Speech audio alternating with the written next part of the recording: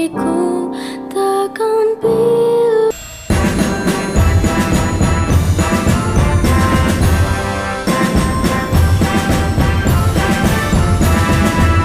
Akan selalu mengenang. Pertempuran Surabaya, sebuah kota di ujung tanduk, sebuah negara yang baru lahir, dan tanggal yang terukir dalam ingatan, 10 November 1945. Ini dia garis waktu singkat yang heroik, penyebab dan warisannya, supaya kamu bisa merasakan kenapa hari ini dikenang sebagai Hari Pahlawan Indonesia. Pertama, latar belakangnya. Ini akhir tahun 1945. Perang Dunia Kedua baru saja berakhir. Sekutu tiba di Surabaya dengan misi yang jelas, melucuti sisa-sisa pasukan Jepang. Nisa, pemerintahan kolonial Belanda, datang bersama sekutu.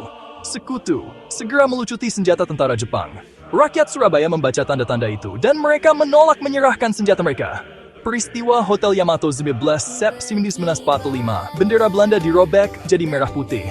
Ketegangan memuncak pada 30 Oktober 1945. Dalam bentrokan kacau, Brigadir Jenderal Abai W.S. Malabi, seorang komandan sekutu penting, tewas di dekat Jembatan Merah. Tidak ada satu cerita pun yang bisa menjelaskan dengan rapi momen itu, tembakan, kebingungan, ledakan. Tapi satu hal yang jelas, ini menjadi pemicu. Sekutu mengeluarkan ultimatum melalui brosur disebarkan melalui pesawat. Serahkan senjatamu, angkat tangan, atau hadapi kekuatan. Rakyat Surabaya menjawab dengan perlawanan. 10 November 1945, fajar menyingsing, dan pertempuran meletus.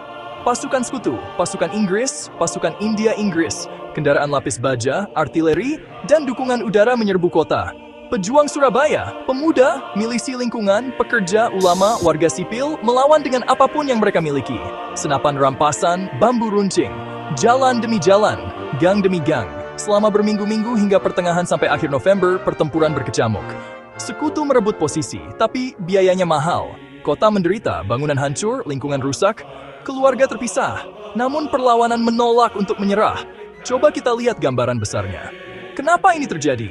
Karena misi melucuti Jepang terasa seperti pintu bagi kembalinya penjajahan Belanda. Karena rakyat Surabaya memilih kedaulatan daripada menyerah. Karena kematian Malabi mengubah ketegangan menjadi pertarungan besar.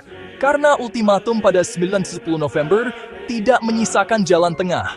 Sekarang, warisannya. Pertempuran Surabaya menjadi simbol yang membara dari keinginan Indonesia untuk berdiri bebas. Kalah dalam persenjataan, tapi tidak menyerah. Setiap 10 November, Indonesia memperingati Hari Pahlawan untuk mengenang keberanian, pengorbanan, dan persatuan yang diwujudkan kota itu. Apakah Surabaya menang secara militer? Tidak. Tapi secara moral, nasional, historis, itu membentuk identitas. Itu memberitahu negara baru dan dunia bahwa kemerdekaan bukanlah proklamasi di atas kertas. Itu adalah janji yang dipertahankan di jalanan.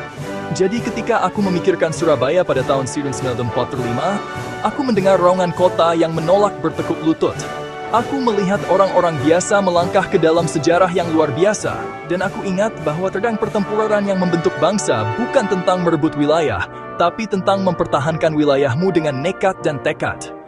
10 November. Surabaya, sebuah tanggal, sebuah tempat, sebuah warisan yang masih bergema.